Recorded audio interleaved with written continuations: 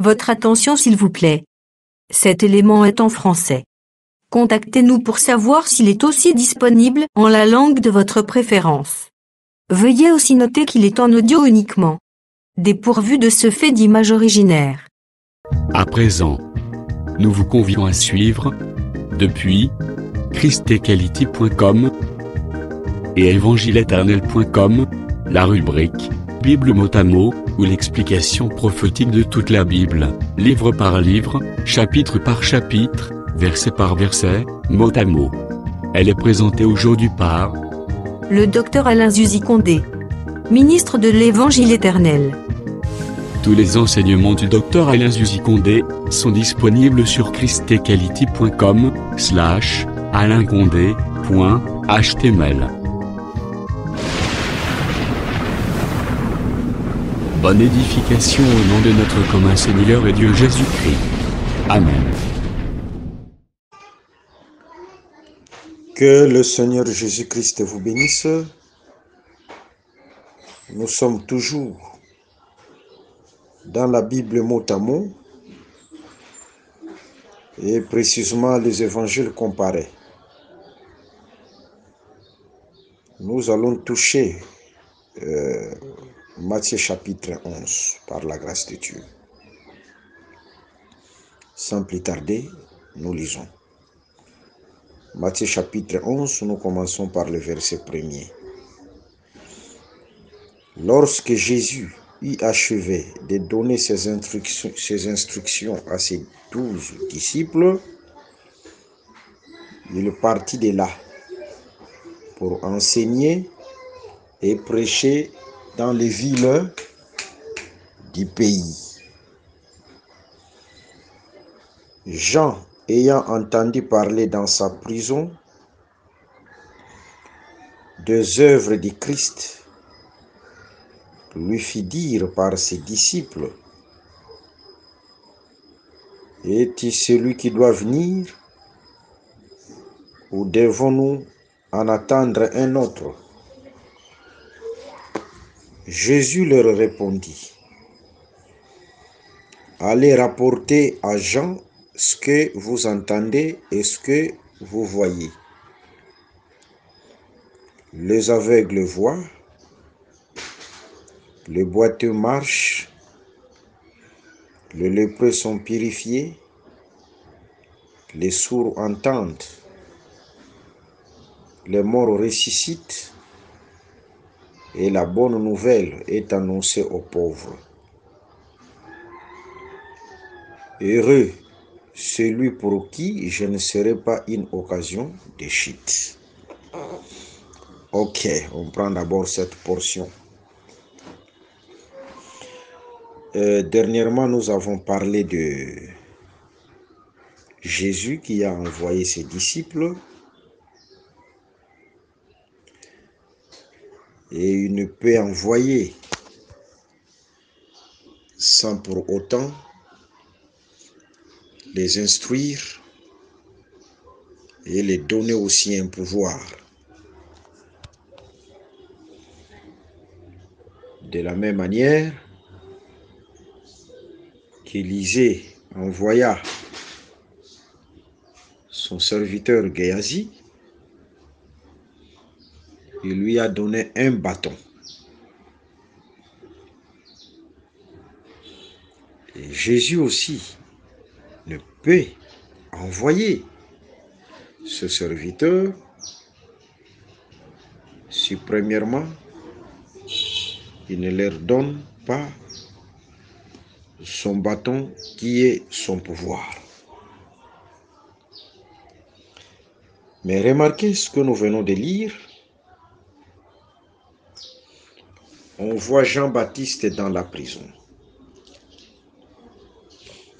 Ce que nous devons comprendre d'abord, tout mouvement d'un prophète, c'est un signe prophétique. Par exemple, vous verrez l'Éternel qui dira à Ésaïe de marcher nu. Le peuple pouvait voir Ésaïe marcher nu, mais c'était un message qui était caché derrière cette nudité-là d'Ésaïe.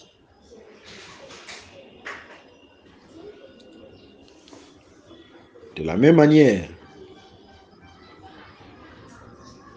vous remarquerez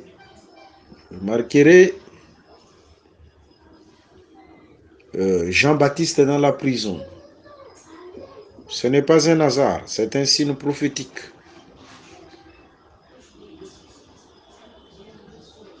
Le prophète représentait aussi le peuple.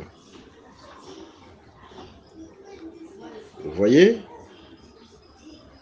Le prophète représentait aussi le peuple. Jean-Baptiste est dans la prison. En réalité, c'est un signe prophétique qui parlait de la déportation d'Israël. C'est un signe prophétique qui parlait de la déportation d'Israël. C'est comme lorsque Israël était en déportation dans la Babylonie. C'était l'image d'un peuple qui était dans la prison. La Babylonie, c'était toute une prison pour le peuple. Vous voyez? Mais dans cette prison-là, Jean-Baptiste dit ceci. Lorsqu'il enverra ses disciples pour demander à Jésus, es-tu celui qui doit venir ou devons-nous en attendre un autre? Vous voyez, selon cette écriture, même Jean-Baptiste qui est dans la prison, il attend le Messie. Jean-Baptiste dans la prison attend le Messie. C'est pourquoi nous insistons et nous confirmons, c'est Jean-Baptiste, c'est Israël dans la déportation. Même dans la déportation, Israël a besoin du Messie pour sa délivrance. Israël a besoin du Messie pour sa liberté. Voilà, et ici Jean-Baptiste représente Israël. Mais remarquez la manière dont Jésus-Christ a répondu. Il n'a pas directement dit que je le suis. Mais il dira, allez informer Jean-Baptiste que les aveugles voient, les boiteux marchent, les morts sont ressuscités. Et la bonne nouvelle est annoncée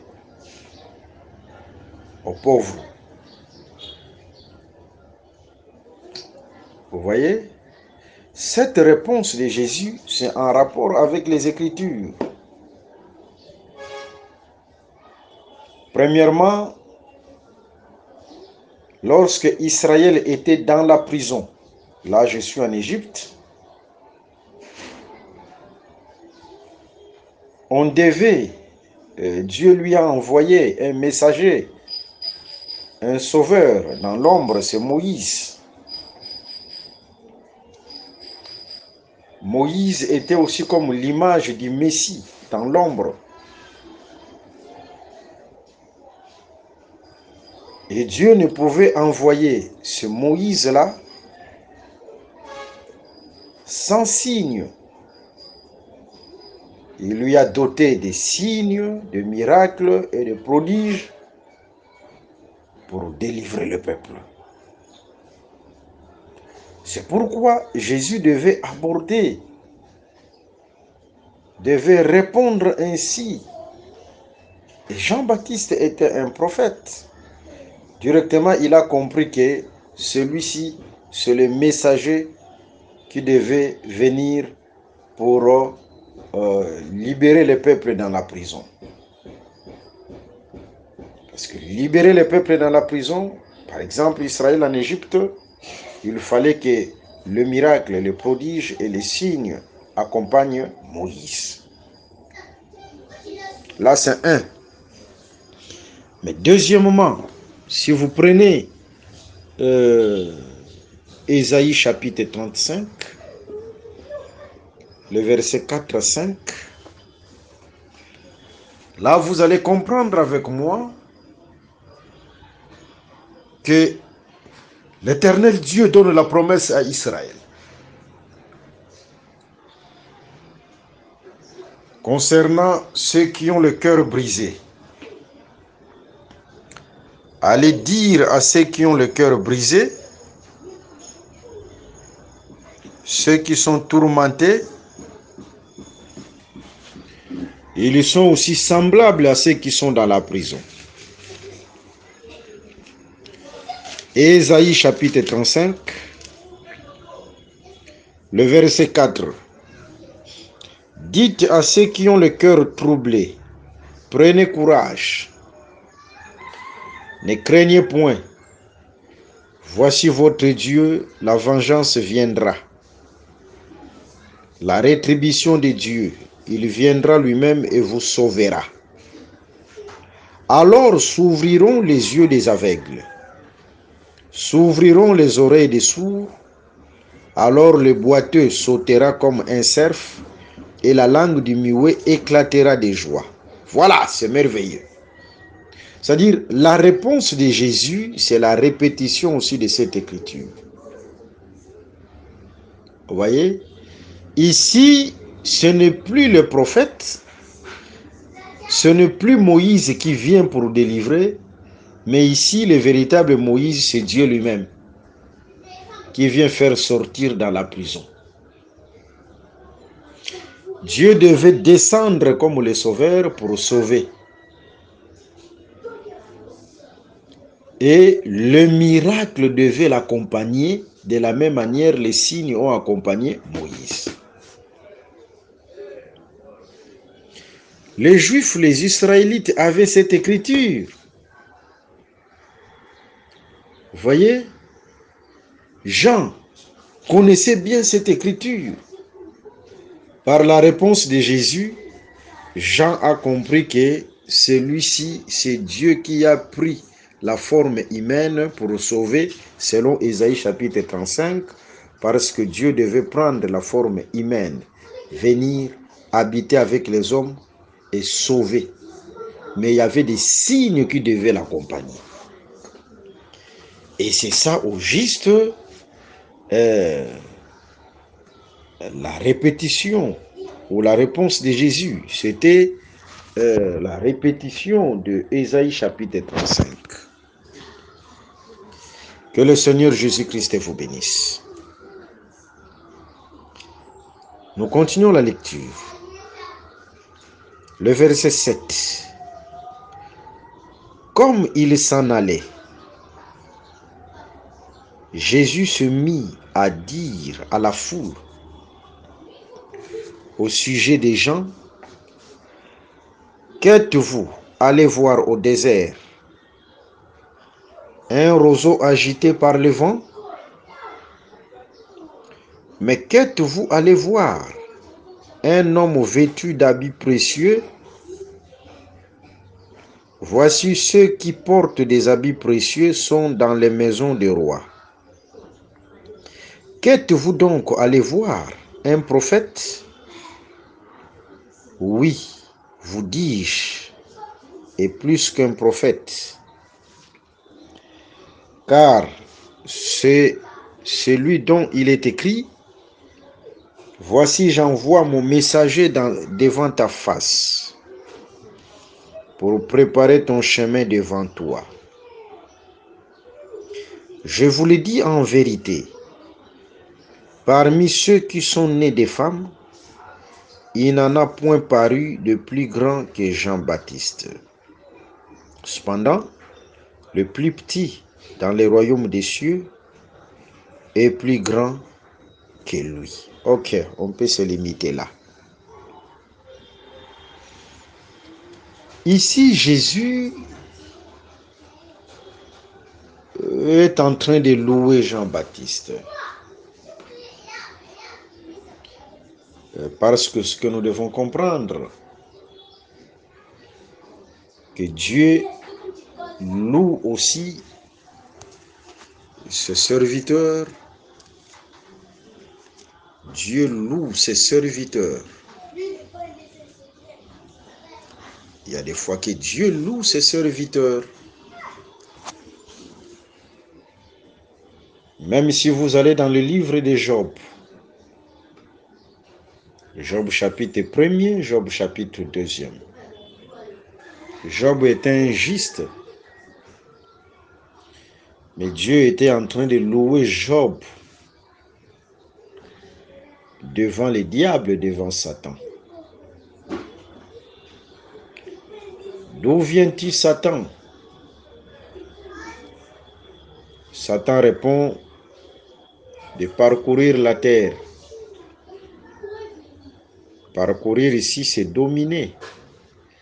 As-tu vu mon serviteur Job? Personne n'est semblable à lui. Satan pouvait dominer toute la terre, mais à côté, il y avait un homme que Dieu avait distingué, c'était Job. Vous voyez? Et Dieu l'avait loué. Et ici aussi, Jésus est en train de louer Jean-Baptiste. Jésus dit ceci: que te-vous aller voir au désert? Un roseau agité par le vent? C'est une question. Mais nous disons aussi, nous répondons à cette question que Jean était aussi un roseau agité par le vent.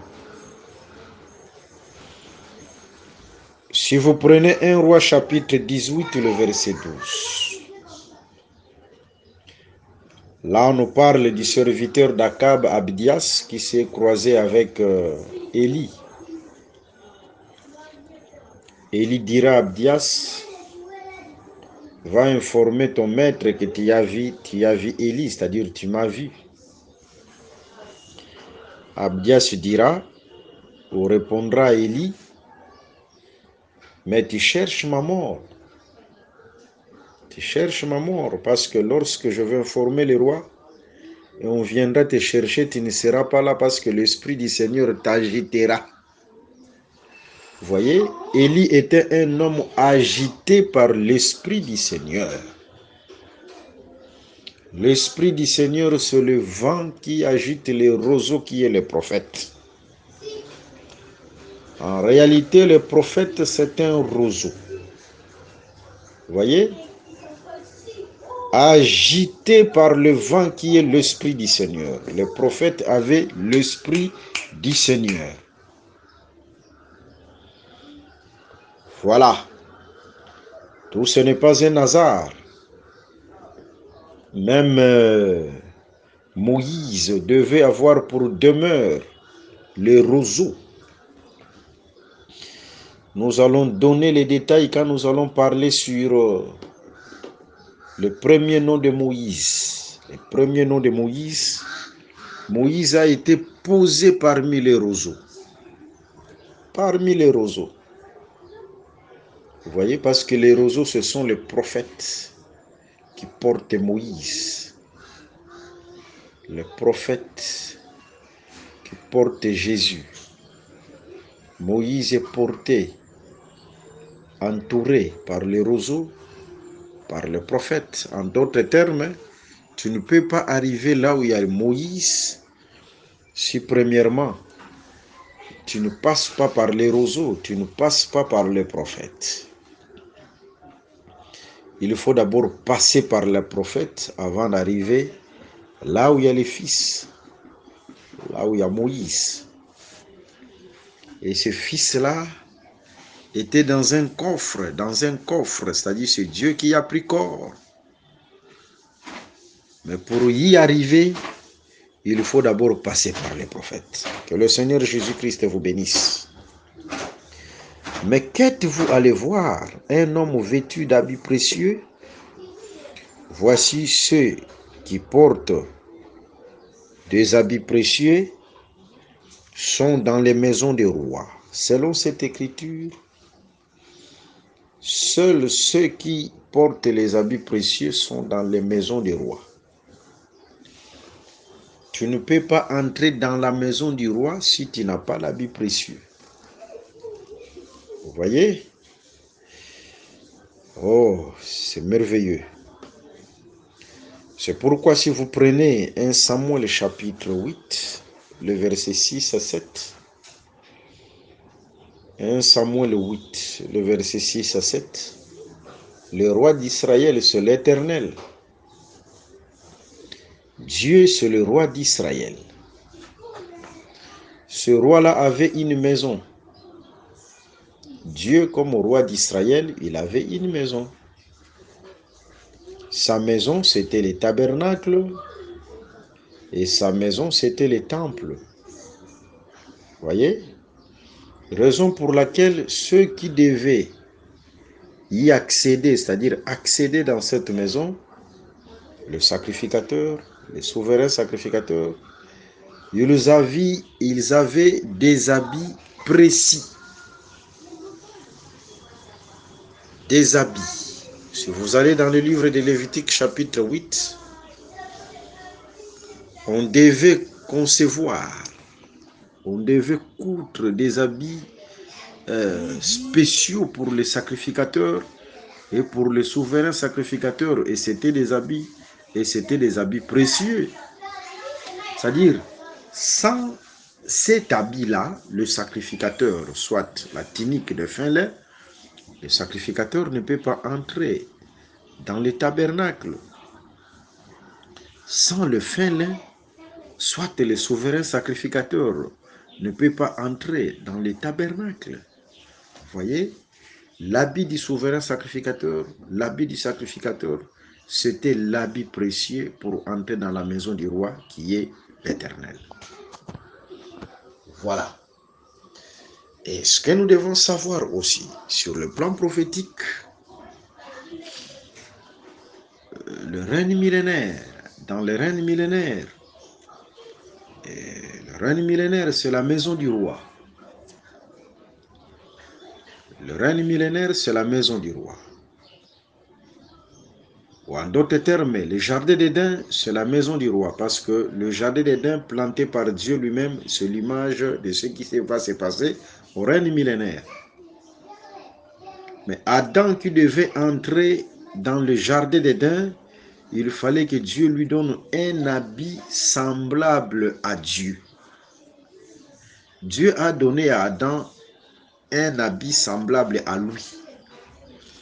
Parce que Adam devait refléter, il était l'image de Dieu. Vous voyez, le reflet là de Dieu, c'était tout un habit que Dieu lui a donné pour entrer dans le jardin d'Éden et régner. Le jardin d'Éden, c'était la maison du roi. C'est-à-dire l'habit précieux, il faut refléter Dieu. Il faut refléter Jésus. C'est ça l'habit précieux qui fera que nous puissions entrer dans le règne de Christ, dans la maison du roi. Que le Seigneur Jésus-Christ vous bénisse. Qu'êtes-vous donc allé voir? Un prophète? Oui, vous dis-je, plus qu'un prophète. Plus qu'un prophète. Car c'est celui dont il est écrit, voici j'envoie mon messager. J'envoie mon messager devant ta face pour préparer ton chemin devant toi. Oh, là c'est merveilleux. Vous allez remarquer ici Jésus-Christ en louant Jean-Baptiste, il a confirmé que réellement que Jean-Baptiste c'est un prophète. D'ailleurs, il pouvait aussi accentuer cela plus qu'un prophète. Par contre, dans Jean chapitre 1, le verset 21, Jean chapitre 1, le verset 21, lorsqu'on a demandé à Jésus, es-tu le prophète? Et on a demandé à Jean-Baptiste, es-tu le prophète? Jean-Baptiste dira, je ne le suis pas. Là, Jean-Baptiste a nié qu'il était le prophète. Vous voyez? Alors ici, Jésus confirme que Jean-Baptiste est un prophète. En réalité, le prophète dont Israël attendait, c'est le prophète de Deutéronome chapitre 18, le verset 15. Le prophète de Deutéronome 18, le verset 15, Dieu vous enverra un prophète comme moi, écoutez-les. C'est-à-dire, Israël était dans la prison, sous la domination romaine. C'est la même chose comme Israël qui était dans la prison en Égypte. Et dans ces cas-là, Dieu a besoin du prophète Moïse. Vous voyez, un prophète comme moi, c'est-à-dire un prophète comme moi, c'est comme Moïse. C'est le prophète qu'on appelle le prophète majeur. Comme Dieu a envoyé Moïse en Égypte pour délivrer Israël. C'est ce prophète-là que Israël attendait. Vous voyez? C'est pourquoi Jean-Baptiste a dit, je ne le suis, c'est en rapport avec le prophète Messie.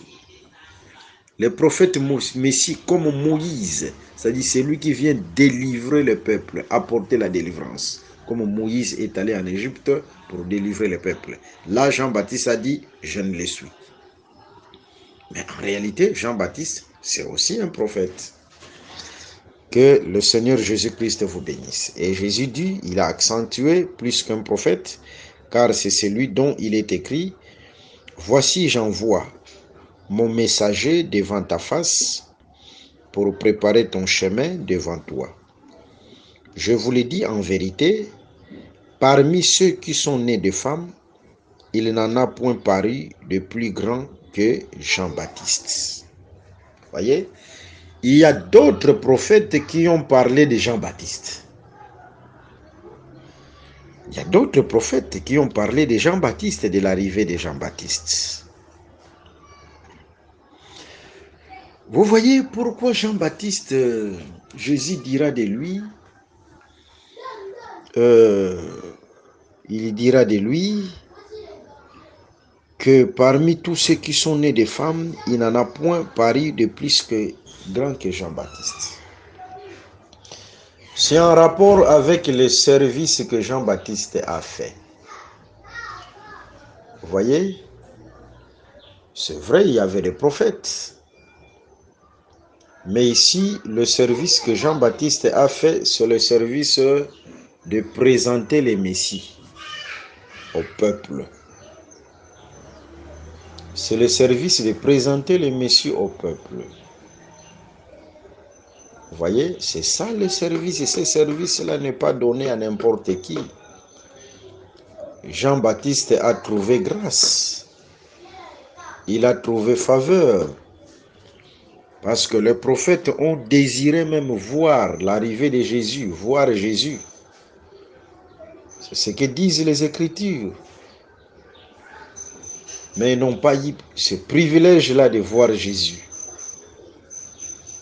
Mais Jean-Baptiste, pas seulement qu'il a vu Jésus, mais aussi il a ouvert les chemins pour Jésus et présenté Jésus.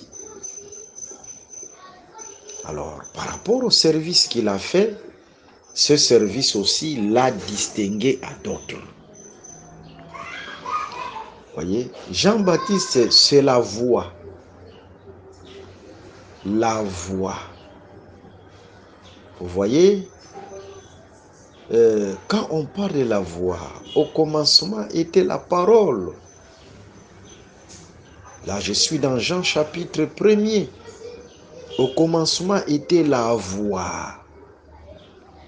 Mais à un certain moment, la parole prendra corps, et le premier corps que la parole a pris à l'éternité, c'était la lumière. Psaume 104, le verset 1er jusqu'au 5e verset. Vous voyez?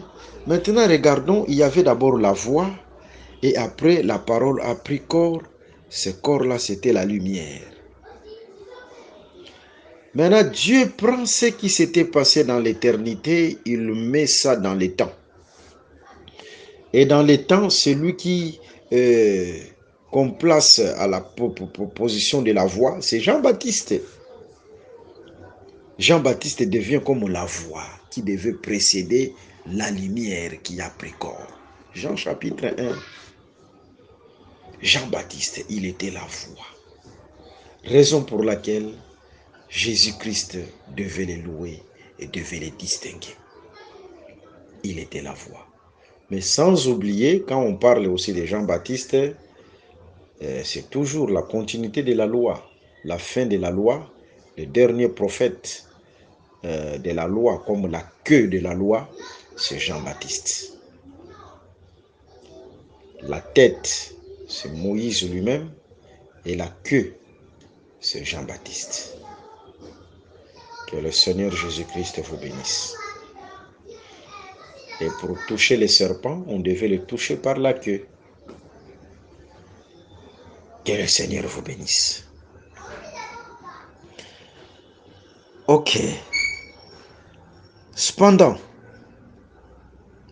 le plus petit dans le royaume des cieux est plus grand que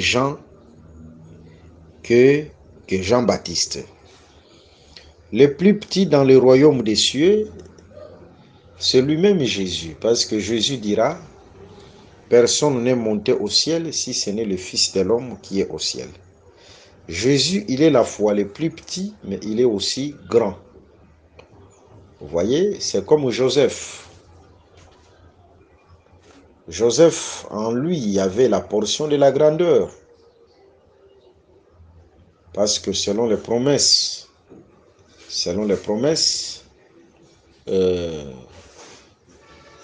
ses frères même devaient se prosterner devant lui. C'est-à-dire les gerbes devaient se prosterner devant lui. C'est-à-dire il était grand. Mais ce grand-là a été dépouillé par ses frères et livré aux impies, livré aux Égyptiens. Là en Égypte, il a même fait la prison. Ça, c'est la portion du petit. Mais après cela, tout genou fléchira devant Joseph. C'est la portion du grand. Alors Jésus, en lui, il a la portion du petit, il a la portion du grand. La portion du petit, c'est lorsqu'il devait être livré. Lui qui était Dieu, il s'est dépouillé, il a été livré. Mais la portion du grand, tout genou fléchit devant Jésus-Christ. Le verset 12. Depuis le temps de Jean-Baptiste jusqu'à présent, le royaume des cieux est forcé. Et ce sont les violents qui s'en emparent. Là, c'est vrai. Parce que Jean-Baptiste, lorsque Jean-Baptiste est venu, il a trouvé un enseignement sur place. Il y avait le docteur de la loi qui enseignait la loi. Mais l'enseignement de Jean-Baptiste était différent à l'enseignement des docteurs de la loi. Jean-Baptiste,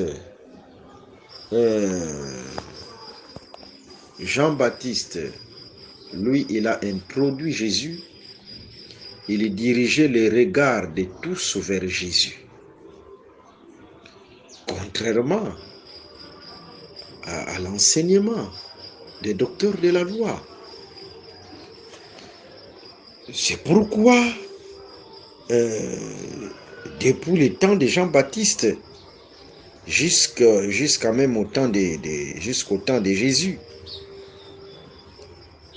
le royaume était forcé. C'est en rapport avec la confession. Que ce soit Jean-Baptiste, que ce soit Jésus, ils avaient une confession différente à celle de pharisiens, des sadducéens et des docteurs de la loi. Vous voyez? Et seul le violent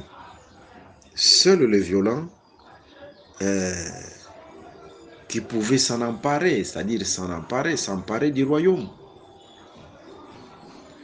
Pourquoi on les appelle les violents? Parce qu'il y avait la loi. Il y avait la loi. Il faut être courageux pour croire en Jésus. Il y avait la loi qui sanctionnait ceux qui pouvaient se diriger vers une autre confession. Même lorsque Jésus-Christ avait guéri une personne, ses parents étaient là. On va poser la question à ses parents concernant sa guérison, mais les parents vont répondre non, il a de l'âge. Pour dire tout simplement, c'était des violents qui devaient croire à l'enseignement de Jésus, qui devaient croire en Jésus. Si tu n'es pas violent, tu auras peur de la loi, tu vas céder, tu auras peur des sanctions de la loi. Les violents là, ce sont ceux qui n'avaient pas peur de la loi, des sanctions de la loi. C'était des violents. Ils croyaient aveuglément au salut caché en Jésus-Christ. Que le Seigneur Jésus-Christ vous bénisse. Car tous les prophètes et la loi ont prophétisé jusqu'à Jean. Et si vous voulez les comprendre, c'est lui qui est Élie qui devait venir. Que celui qui a des oreilles pour entendre, entende. Oui, c'est vrai. Là, Jésus confirme que Jean-Baptiste, c'est Élie qui devait venir.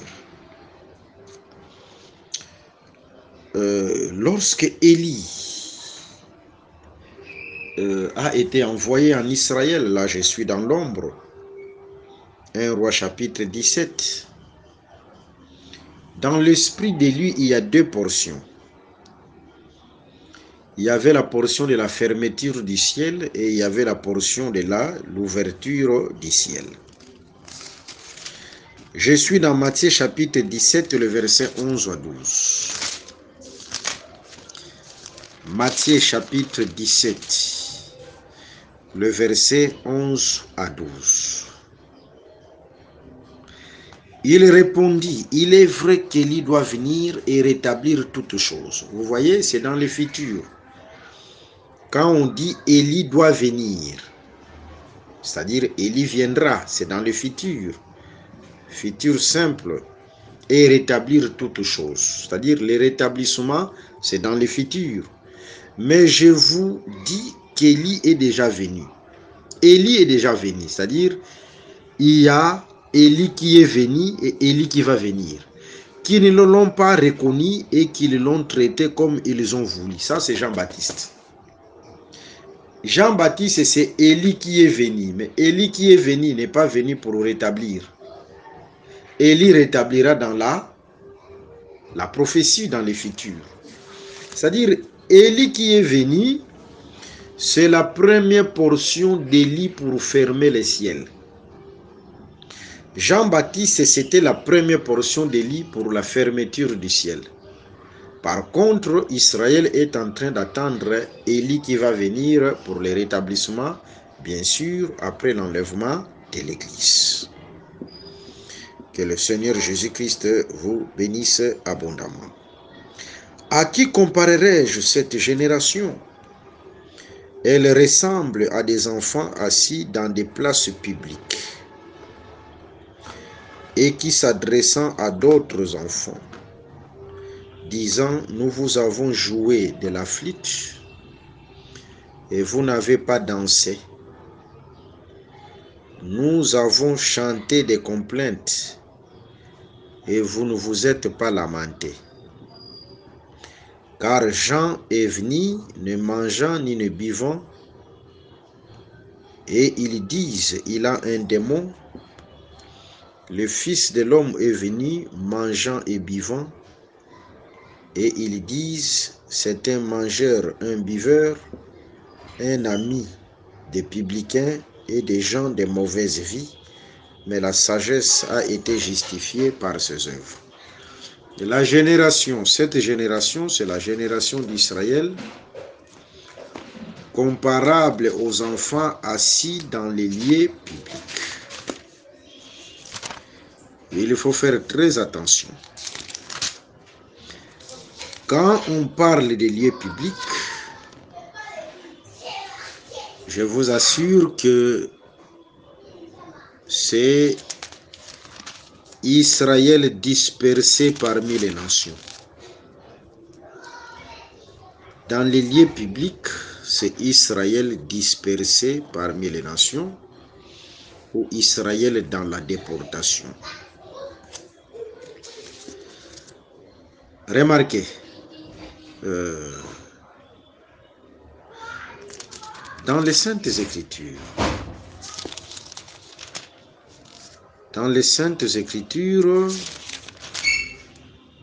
on nous parle de la demeure de la prostituée.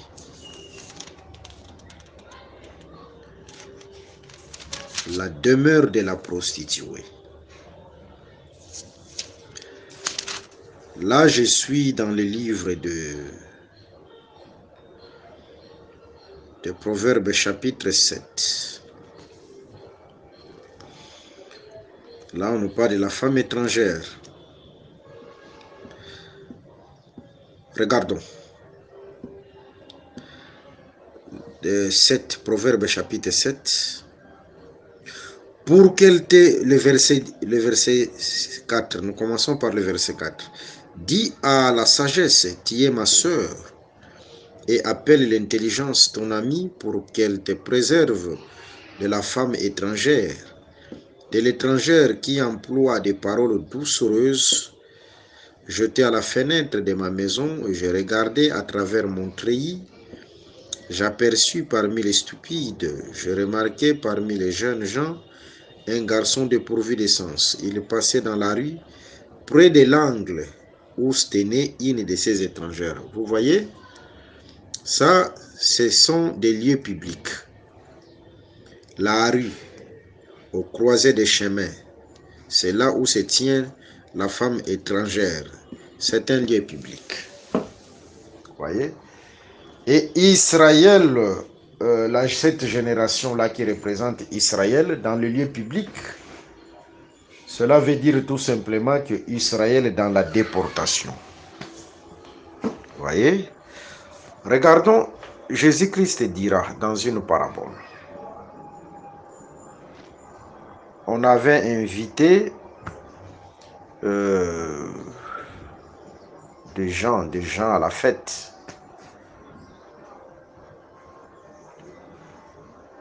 Ceux qu'on avait invités, ils ont refusé l'invitation. Et le maître dira, allez maintenant dans les carrefours et dans les lieux publics. On devait aller dans les carrefours et les lieux publics au cas où ceux qui étaient concernés pour la fête refuseraient l'invitation. Ceux-là qui étaient concernés pour la fête, c'est Israël.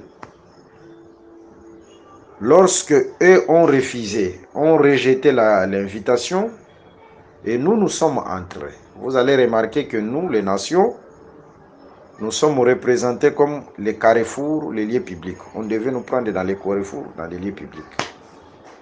Et si vous remarquez cette génération assise dans les lieux publics, c'est Israël parmi les nations dans la déportation, dans l'errance. Maintenant, Israël dans l'errance, il faut que Dieu l'envoie la flûte et aussi les complaintes.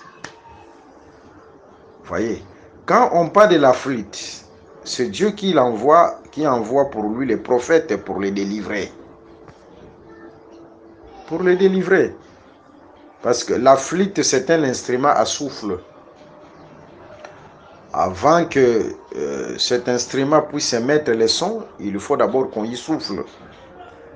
Lorsque Paul parlait des instruments de musique, dans le livre de 1 Corinthiens chapitre 14, commençant par le verset 8, il faisait allusion aux hommes. C'est-à-dire les instruments de musique, ce sont les hommes. Mais ici, ce sont les hommes qui ont le souffle de Dieu. Les prophètes qui avaient l'esprit de Christ. C'était des flûtes. Vous voyez? Et Dieu envoie les prophètes pour ramener Israël à la maison. Ramener Israël à la raison. Mais Israël s'est moqué des prophètes. Et il y avait aussi celui qui devait venir avec les complaintes. Les complaintes, une complainte, c'est un cantique qui amène le peuple à pleurer. À pleurer. La complainte, ça amène le peuple à pleurer. En réalité, on ne peut pas parler de la complainte si la mort n'est pas constatée. Vous voyez? Et la mort de Jésus a été constatée et l'enseignement des apôtres, c'est une complainte. Même si premièrement les apôtres ont été envoyés aux Israélites, mais les apôtres n'ont pas cru, l'Israël n'a pas cru à l'enseignement des apôtres. Raison pour laquelle Paul dira, je secoue mes vêtements, je me dirige vers les nations. Parce que Paul a commencé d'abord à enseigner aux Israélites. Vous voyez, c'était une complainte. Parce que la mort de Jésus a été constatée. Mais ils n'ont pas cru. Et Paul s'est dirigé vers les nations. Voilà un peu cette génération dont il est question là. Et jusqu'aujourd'hui, cette génération reste dans le lieu public. Gloire soit rendue à Dieu après l'enlèvement. Il y aura aussi des flûtes, c'est-à-dire les besoins, les flûtes qui leur seront envoyées pour les ramener à la raison et les ramener à la maison, c'est-à-dire dans la vraie foi. Le verset 20. Alors, il s'est mis à faire des reproches aux villes dans lesquelles avait lieu la plupart de ces miracles, parce qu'elle ne s'était pas repentie. Malheur à toi, Gorazim, malheur à toi, Bethsaïda, car si les miracles qui ont été faits au milieu de vous avaient été faits dans Tyr et dans Sidon, il y a longtemps qu'elle serait repentie en prenant les sacs et la cendre. C'est pourquoi, je vous l'ai dit, au jour du jugement, Tyr et Sidon seront traités moins rigoureusement que vous. Et toi, Capernaum, seras-tu élevé jusqu'au ciel? Non, tu seras abaissé jusqu'au séjour des morts. Car si les miracles qui ont été faits au milieu de toi avaient été faits dans Sodome, elles subsisteraient encore aujourd'hui. C'est pourquoi je vous l'ai dit, au jour du jugement, le pays de Sodome sera traité moins rigoureusement que toi. Vous allez remarquer, il y a une comparaison qu'on est en train de faire entre les villes juives et les villes païennes. Il y a des miracles qui se sont faits, que Jésus a fait dans les villes juives, les villes israélites, mais ces villes n'ont pas cru à ce miracle, n'ont pas cru en Jésus malgré les miracles. Et quitte à Jésus-Christ de dire que si ces miracles était fait chez les païens, c'est-à-dire les villes païennes, que ce soit Tyr, que ce soit Sidon, Sodome, ce sont les villes païennes. Jésus-Christ qui dit que si ces miracles auraient été faits chez les païens, il devait croire. Vous voyez? Pour dire tout simplement, ici on fait tout simplement la comparaison. Il y a deux villes. Il y a Israël et il y a les nations. Israël demeure incrédule malgré la visitation du Seigneur. Mais quand Jésus se dirige vers les païens avec les miracles, les païens croient. Voilà ce que Jésus-Christ voulait dire. Le verset 25. En ces temps-là, Jésus prit la parole et dit: Je te loue, Père, Seigneur du ciel et de la terre, de ce que tu as caché ces choses aux sages et aux intelligents, et de ce que tu les as révélées aux enfants. Oui, Père, je te loue de ce que tu l'as voulu ainsi. Toutes choses m'ont été données par mon Père, et personne ne connaît le Fils si ce n'est le Père. Personne non plus ne connaît le Père si ce n'est le Fils et celui à qui le Fils veut le révéler. Venez à moi, vous tous qui êtes fatigués et chargés, et je vous donnerai du repos. Prenez mon joug sur vous et recevez mes instructions. Car je suis doux et humble de cœur, et vous trouverez du repos pour vos âmes. Car mon joug est doux et mon fardeau léger. Gloire au Seigneur. Ces choses ont été cachées aux sages et aux intelligents, mais révélées aux enfants. Pourquoi? Parce que le royaume des cieux, c'est pour les enfants. Un enfant, c'est celui qui croit aveuglément. C'est celui qui croit aveuglément. Raison pour laquelle, en Égypte, dans Exode chapitre 12, lorsque l'agneau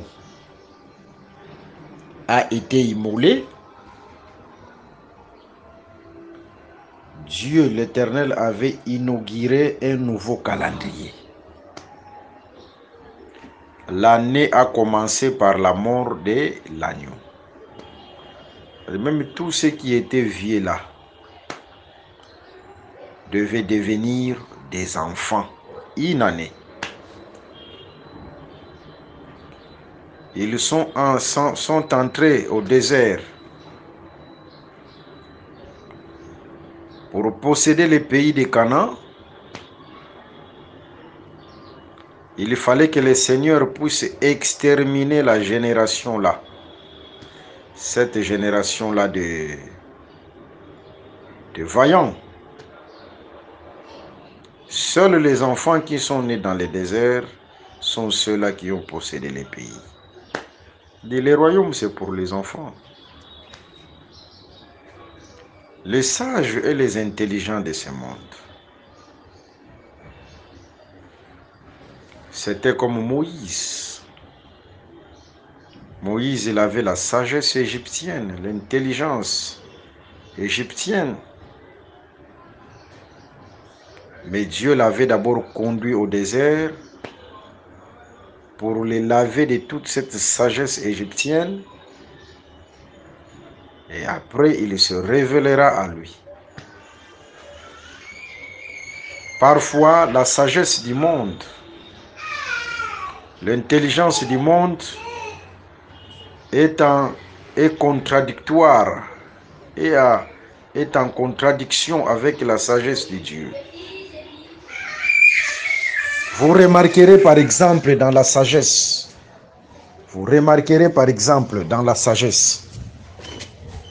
dans la sagesse du monde, c'est la terre qui tourne autour du soleil. Par contre, dans la sagesse de Dieu, c'est le soleil qui marche. Remarquez cette contradiction. Raison pour laquelle, si vous enseignez un professeur d'université qui a la maîtrise sur cette thèse, si Dieu ne le fait pas grâce de devenir un enfant, il lui sera difficile de croire que c'est le soleil qui marche. Mais un enfant, c'est celui qui croit aveuglément à la vraie parole. Toutes les choses m'ont été données par mon Père et personne ne connaît le Fils si ce n'est le Père. Vous voyez? Les gens s'embrouillent pour rien. Selon cette écriture, Matthieu chapitre 11, le verset 27, personne ne pourra nous parler clairement du Père si ce n'est lui-même Jésus. Tous nous ne connaissons pas le Père. Tous. Nous ne connaissons pas le Père. C'est seul Jésus qui connaît le Père, selon cette écriture. Et si tu veux connaître le Père, il faut que Jésus-Christ lui-même te révèle le Père. Mais pourquoi les gens sortent cette écriture pour chercher eux-mêmes le Père? Oh, le Père, c'est celui-là. Le Père, c'est celui-ci. Non. Selon cette écriture, pour comprendre le Père, il faut aller chez Jésus.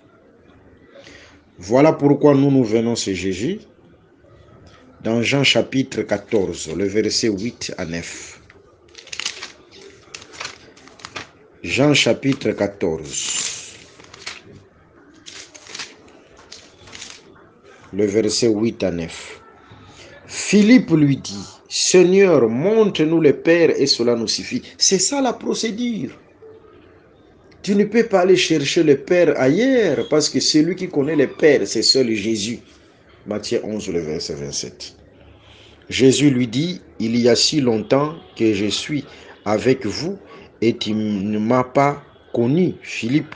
Celui qui m'a vu a vu le Père. Comment dit-il? Montre-nous le Père. Vous voyez, Jésus lui-même qui révèle le Père, il a confirmé que le véritable Père, c'est lui-même Jésus.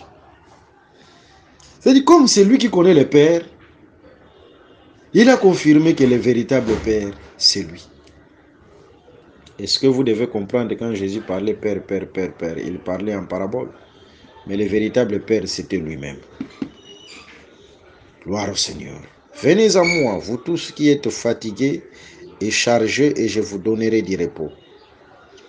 Prenez mon joug sur vous et recevez mes instructions, car je suis doux et humble de cœur, et vous trouverez du repos pour vos âmes, car mon joug est doux et mon fardeau est léger. Là, Jésus devient directement le 7e jour, le sabbat.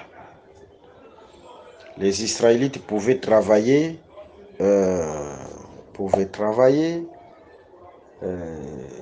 le 6 jours, mais le 7e jour, c'était le jour du repos. En réalité, c'était le jour du repos qui déchargeait, parce que pendant les sabbats, pendant les jours du repos, personne ne pouvait porter les fardeaux. Et ici, Jésus-Christ vient pour décharger. C'est-à-dire, Jésus devient le véritable sabbat, le véritable 7e jour. C'est lui qui vient décharger, qui donne la paix, qui donne le repos. Que le Seigneur Jésus-Christ vous bénisse. Vous pouvez nous suivre encore dans notre site internet évangile-éternel.com. Je vous rappelle mon numéro, plus 243 81 28 55 419. Que le Seigneur Jésus-Christ vous bénisse abondamment. Merci d'avoir suivi ce message et que Jésus-Christ vous bénisse. Si vous avez une question à l'intention de l'homme de Dieu, si vous voulez que l'homme de Dieu prie pour vous, si vous voulez vous confier à l'homme de Dieu, ou si vous voulez tout simplement bénir l'homme de Dieu, contactez-le directement si ses coordonnées sont disponibles depuis sa page. Sinon, contactez-nous et nous lui transmettrons vos préoccupations. N'oubliez pas de faire un tour à notre page évangélisation pour voir en quoi vous pouvez vous rendre utile à Christ par cette œuvre. Que Dieu vous bénisse tous. Amen. ChristQuality.com. Les cieux en un clic de la souris. Évangile-éternel.com, le site de l'évangile éternel. Christ Equality Fondation, équilibrer la manne ramassée dans le désert de sorte que chacun ait un eumène.